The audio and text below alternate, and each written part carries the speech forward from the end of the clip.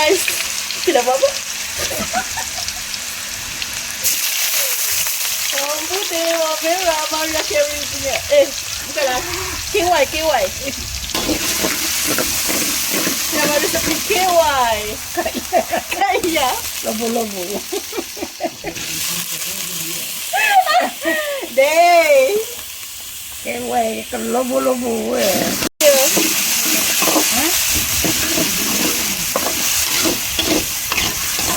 Ya, itu nanti besok-besok lagi. Ni resepi KY ni level-level SPKA dia guys.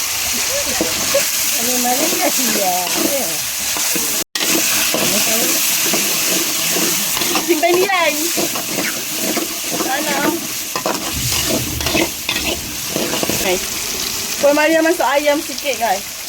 KY. Salah lah.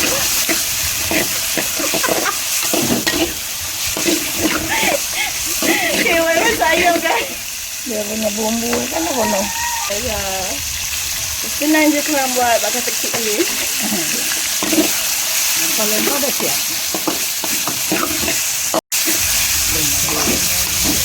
Apalah KY ni stop. Okay guys, letak air. Sekarang kan dia mau bagi dia dulu. Pupuk sikit apa-apa yang patut. Okay, KY letak kicap KZ.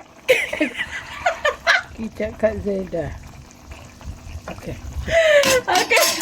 You cuba you sebatikan dia Puan Maria. Tu KY. Minum air boleh. Taklah air lagi pun macam. Asyik makan ni. Bismillah. Okay guys, KY dah masuk kuih tiaw. Kecil dia. Kecil dia. Kacau-kacau. KY masak hari ni special guys. Tak telur. KY tak telur.